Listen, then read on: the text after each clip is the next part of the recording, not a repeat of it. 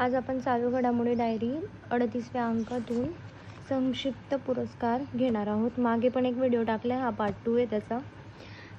तर बघा, post payment बँकेला पुरस्कार मिळाला आहे.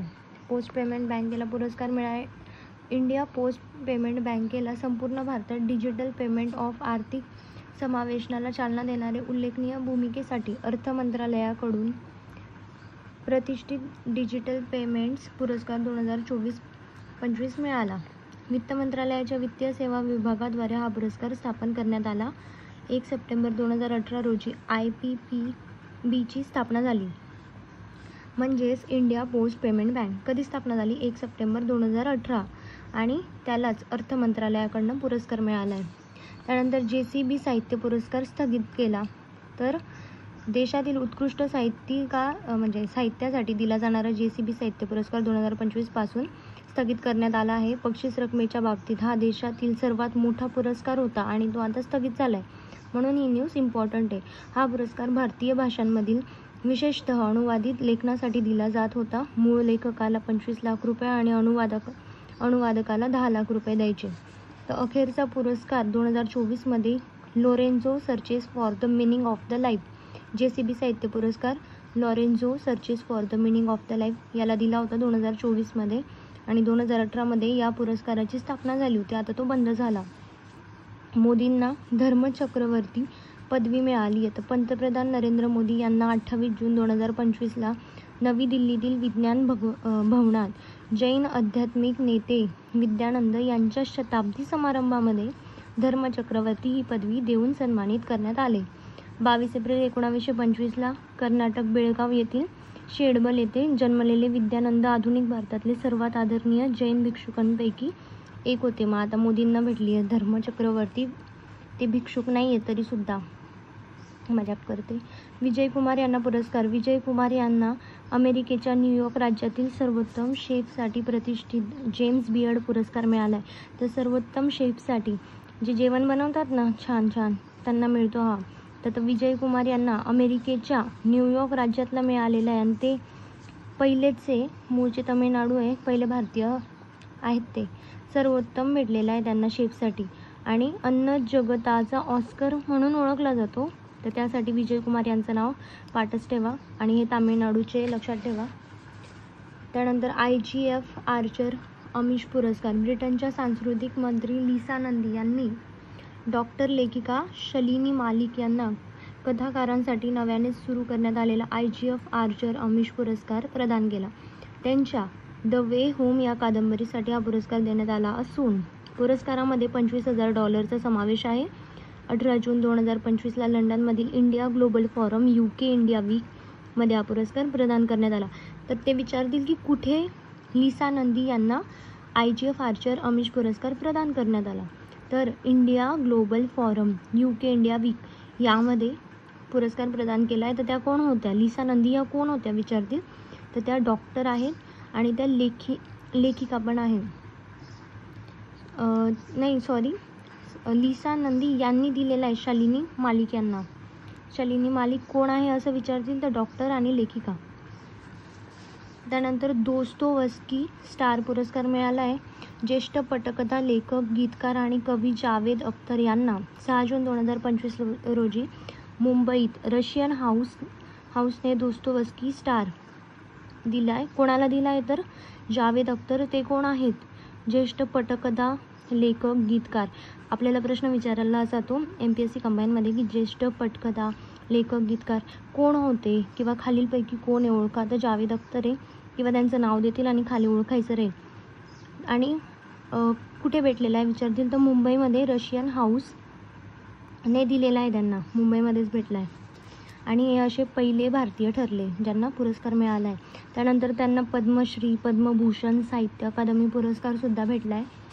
त्यानंतर मनद लेपड पुरस्कार. 6 ते 16 ऑगस्ट 2025 दरम्यान होणाऱ्या 78व्या लोकार्नो चित्रपट महोत्सवात प्रतिष्ठित अमेरिकन चित्रपट निर्माते अलेक्झांडर पेन यांना प्रतिष्ठित मानद लेपर्ड पुरस्कार भेटला आहे. तर प्रतिष्ठित मानद लेपर्ड पुरस्कार कोणाला भेटला आहे तर पेन, अलेक्झांडर पेन. लेपर्डने त्यांना चावलं होतं तर त्यांना ना अलेक्झांडरला खूप पेन व्हायला लागला.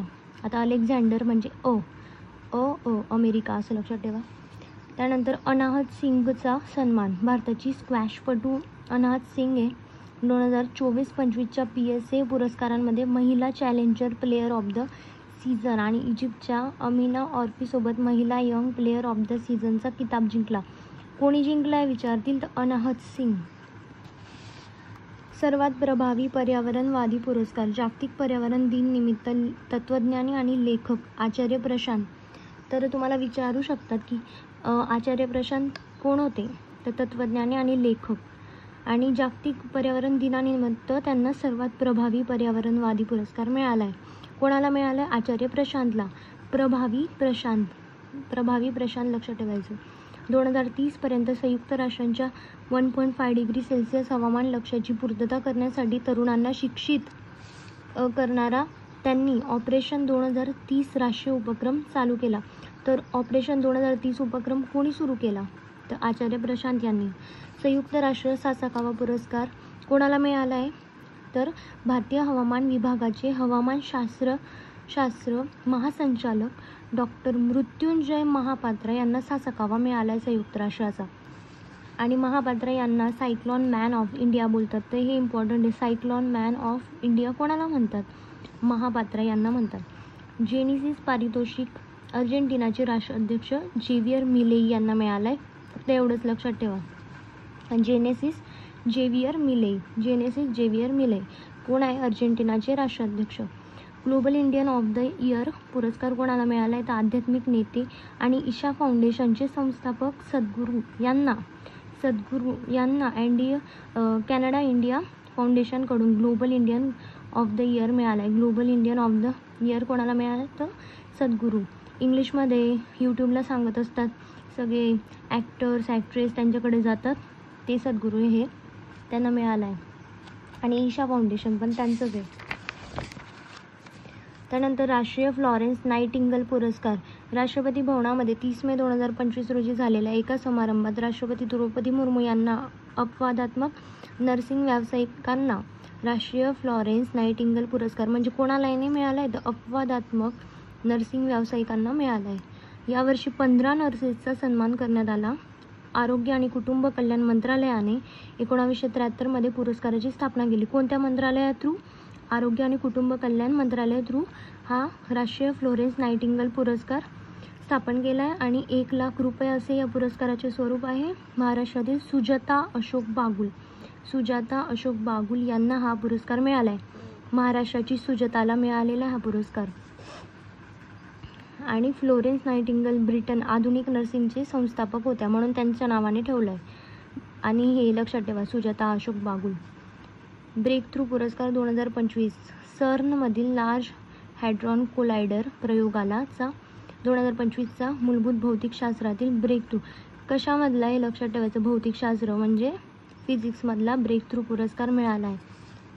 कोणाला मिळाला आहे? तर या लार्ज हॅड्रॉन कोलायडर प्रयोगाला एक प्रयोग होता सर्नमधला, त्याला भेटला आहे. सेरेना विल्यम्सला पुरस्कार मिळाला. अमेरिकन टेनिसपटू ती सेरेना विल्यम्स. अमेरिकन टेनिसपटू 2025चा प्रिन्सेस ऑफ अस्टुरियस फॉर स्पोर्ट्स पुरस्कार. प्रिन्सेसिटी ऑफ अस्टुरियस फॉर स्पोर्ट्स असं लक्षात ठेवा. प्रिन्सेस आहे सेरेना एवढं. आणि स्पोर्ट्समध्ये कोणती टेनिसपटू आहे? त्यानंतर सुमित टप्पू यांना फिजीचा सर्वोच्च सन्मान. टप्पू तर माहितीच आहे तुम्हाला, तारक मेहताचा. तर त्याला काय भेटलं आहे? मुंबईतील सुमित टप्पू यांना companion of the order of फिजीचा. फिजीमध्येच जन्मलेले गायक येते. तर मुंबईतील सुमित टप्पू म्हणजे मुंबईतले पण फिजीमध्ये जन्मलेले गायक आहेत ते. Companion of the order of Fiji हा भेटला आहे त्यांना.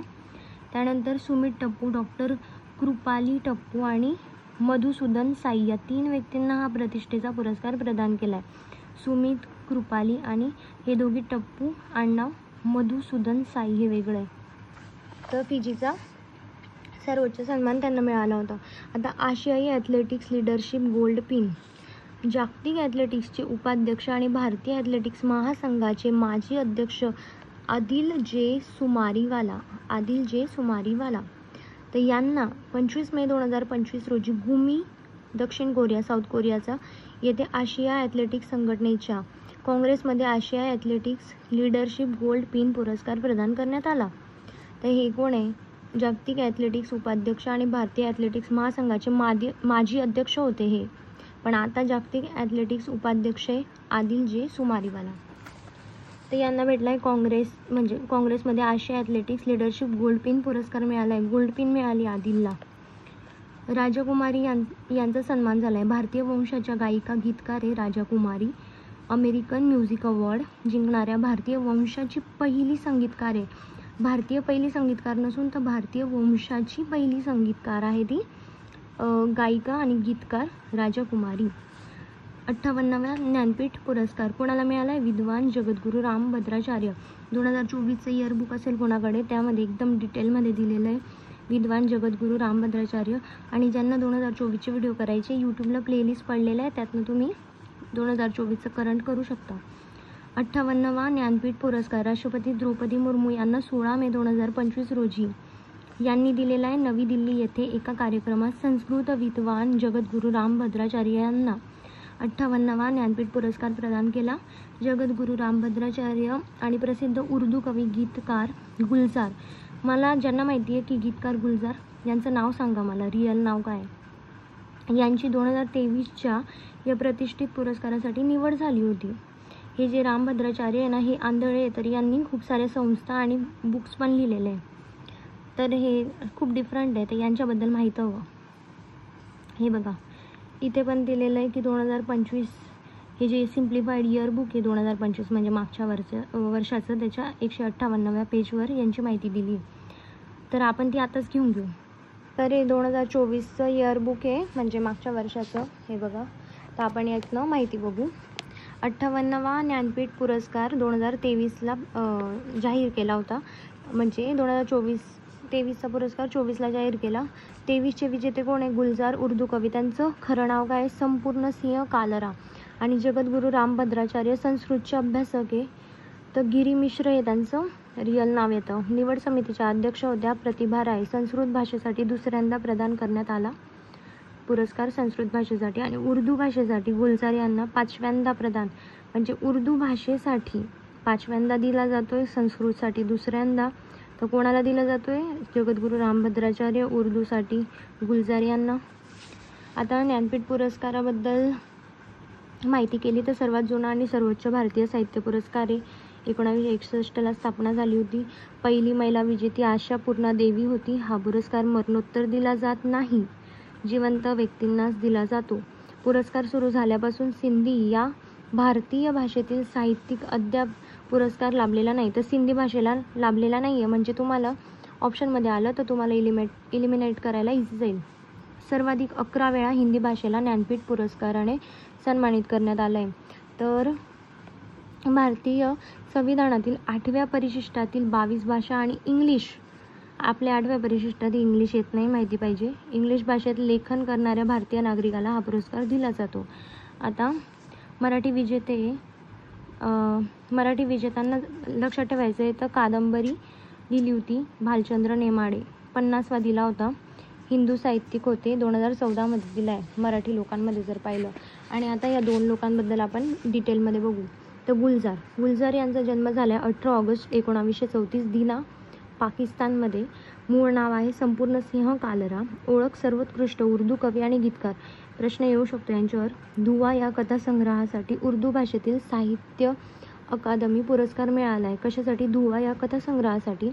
त्यानंतर दादासाहेब फाळके पुरस्कार 2013ला, पद्मभूषण 2004, 5 राष्ट्रीय चित्रपट पुरस्कार मिळाले गुलजार यांना. 2009मध्ये ऑस्कर पुरस्कार मिळाला आहे. 2010मध्ये ग्रॅमी पुरस्कार मिळवलेले स्लॅम डॉग मिलेनियर चित्रपटातील जय हो हे गाणं त्यांनी लिहिलं. जय हो पिक्चरमधलं नाही, तर स्लॅम डॉग मिलेनियरमधलं आहे. त्यानंतर त्यांनी कोशिश, परिचय, मौसम, इजाजत या सिनेमांचे आणि मिर्झा गालिब या दूरचित्रवाणीवरील मालिकेचे दिग्दर्शन केलं आहे. त्यांनी गुलजार यांनी त्रिवेणी हा 3 ओळींचा नवा काव्यप्रकार उर्दूमध्ये आणला. 1969मध्ये विमल रॉय दिग्दर्शित बंदिनी या चित्रपटाच्या माध्यमातून त्यांनी बॉलिवूडमध्ये गीतकार म्हणून प्रवेश केला. तर त्यांचा बंदिनी हा पहिला बॉलिवूडवाला चित्रपट आहे. त्यानंतर त्यांनी त्यांची खरी ओळख खामोशी चित्रपटातील गीताने दिली. खामोशी चित्रपट, बंदिनी चित्रपट. प्रमुख साहित्य लक्षात ठेवा, चौरस रात लघुकथा आहे त्यांची. चांद पुखराज का, 15/5/75, जानम, एक बूंद चांद, रावी बार. त्यांना ना चंद्र खूप आवडायचा, तर सगळे चांद चांद चांद. रात पश्मिने की, खराशे हे साहित्य आहे त्यांचं. तर जगद्गुरू रामभद्राचार्यबद्दल बघू आता. त्यांचं गिरीधर मिश्र खरं नाव आहे. खांदी खुर्द, उत्तर प्रदेशचे. 1950चा जन्म आहे. ओळख, प्रसिद्ध हिंदू आध्यात्मिक गुरु म्हणून त्यांना ओळखलं जातं. उत्तर प्रदेशातील चित्रकूटमधले तुलसी पीठाचे संस्थापक आहेत. रामभद्राचार्य हे रामानंद संप्रदायातील सध्याच्या 4 जगद्गुरू रामानंदापैकी एक असून 1982 पासून ते या गादीवर आहेत. 50चा जन्म, 82 पासून गादीवर आहे. जन्मतः अंध असूनही, हे सगळ्यात इम्पॉर्टंट आहे, त्यांनी 240 पेक्षा जास्त पुस्तकं लिहिली आणि त्यांना 22 भाषांचं ज्ञान आहे. त्यांनी स्थापन केलेल्या जगद्गुरू रामभद्राचार्य विकलांग विश्वविद्यालयात दिव्यांग विद्यार्थ्यांनाच शिक्षण दिलं जातं. पुरस्कार, पद्मविभूषण 2015चा, देवभूमी पुरस्कार मिळाला आहे 2011ला, साहित्य अकादमी पुरस्कार 2005ला, बादरायण पुरस्कार 2004, राजशेखर सन्मान 2003. पदव्या मिळाल्या आहे रामभद्राचार्यांना: धर्मचक्रवर्ती, महामहोपाध्याय, श्री चित्रकूट तुलसी पीठाधीश्वर, जगद्गुरू रामभद्राचार्य, महाकवी, स्थानत्रयी, भाष्यकार आणि संस्थांची स्थापना केली आहे. जगद्गुरू रामभद्राचार्य अपंग राज्य विद्यापीठ, तुलसीपीठ, दृष्टीहीनांसाठी तुलसी प्रज्ञाचक्षु विद्यालय, जगद्गुरू रामभद्राचार्य अपंग सेवा संघ आणि कास मंदिर हे त्यांचंच आहे. कुठले? उत्तर प्रदेशचे. तर हे इम्पॉर्टंट होतं म्हणून मी घेतलं आहे. बाकी तुम्ही प्लेलिस्ट पण अवेलेबल आहेत यूट्यूबला खूप साऱ्या, तिथनं बघू शकता. आता आपण बघू, भुवन रिजू यांना मेडल ऑफ द ऑनर मिळाला आहे. भुवन रिजू वर्ल्ड ज्युरिस्ट असोसिएशनकडनं मेडल ऑफ ऑनर मिळवणारे भुवन रिभू हे पहिले भारतीय वकील ठरले. पहिले भारतीय वकील हे पहिलं सर्व आवडतं MPSCला, लक्षात ठेवा, भुवन रिभू. त्यानंतर म्हणजे भू इथे दोघा ठिकाणी. त्यानंतर 4 ते 6 मे 2025 दरम्यान डॉमिनिकन रिपब्लिक येथे पार पडलेल्या जागतिक कायदा काँग्रेसमध्ये त्यांना सन्मानित करण्यात आलं.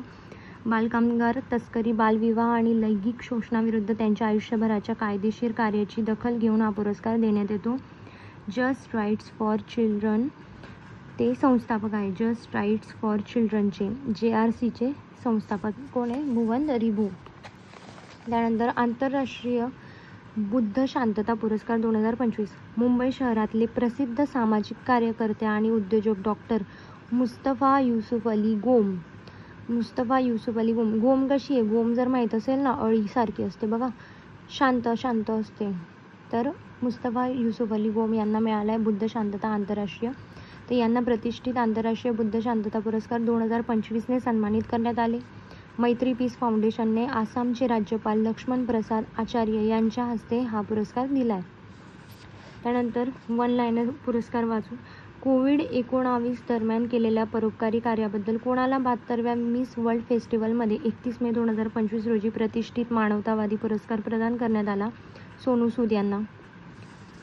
त्यानंतर कोणाला 2025चा पेन पिंटर पुरस्कार जाहीर झाला? लीला अबुलेला, सुदान स्कॉटिश लेखिका आहे त्या. The champions of digital media award south Asia 2025 पुरस्कारासाठी कोणाची निवड केली? द हिंदू. कोणाला नाईटहूड किताबाने सन्मानित करण्यात येणार आहे? तर डेव्हिड बेकहॅम. इंग्लंडचे माजी फुटबॉल कर्णधार आहे, नाईटहूड भेटणारे. कोणाला समाजातील योगदानाबद्दल न्यायमूर्ती KS हेडगे चॅरिटेबल फाउंडेशन पुरस्कार सन्मानित केला जाणार आहे? तर सुधा मूर्ती यांना लोकमान्य टिळकांचा पण एक पुरस्कार मिळाला 2024मध्ये आणि ह्या वर्षी KS हेगडे चॅरिटेबल फाउंडेशन पुरस्कार मिळतोय. हेम बहादूर मल्ला पुरस्कार 2080 कोणाला प्रदान करण्यात आला? आता हे आय थिंक चुकलं असेल नक्की. कल्याण श्रेष्ठ, नेपाळचे माजी सरन्यायाधीश हेम बहादूर मल्ल, लक्षात ठेवा, कल्याण श्रेष्ठ. कोणाची 2025च्या चिंता रवींद्रन पुरस्कारासाठी निवड झाली? शरण कुमार लिंबाळे. चिंता करायचा, शरण चालला गेला. चिंता, शरण कुमार लिंबाळे, लक्षात ठेवा. सगळ्यात important cyclone man of India कोणाला बोलता? मृत्युंजय पात्रा, मागे पाहिलं. आता यानंतर सगळ्या संक्षिप्त घडामोडी आपण बघणार आहोत. आधीचे पण टॉपिक्स मी टाकले या बुकमधले. आणि कोणाला प्रॉब्लेम असेल मी हा अंक अपलोड करते त्याचा, तर त्यांनी कृपया व्हिडिओ बघू नका. हा फक्त त्याच लोकांसाठी आहे ज्यांची इच्छा आहे की त्यांनी MPSCची कंबाईनची एक्झाम काढावी, प्रिलिम्स क्रॅक करावी, घरच्यांचं स्वप्न असेल पूर्ण करावं. त्या सिरियस लोकांनीच हे चॅनल फॉलो करा, हे सगळे व्हिडिओ बघा. मी तुम्हाला जी माझ्याकडनं मदत होईल ती करणार आहे. आणि पोस्टमध्ये मी 30 दिवसात तुम्ही कसा अभ्यास करायला पाहिजे, त्यानंतर कोणते सब्जेक्ट्समधले कोणते चॅप्टर इम्पॉर्टंट आहे सगळं टाकलं आहे, तर ते पण बघा. थँक्यू.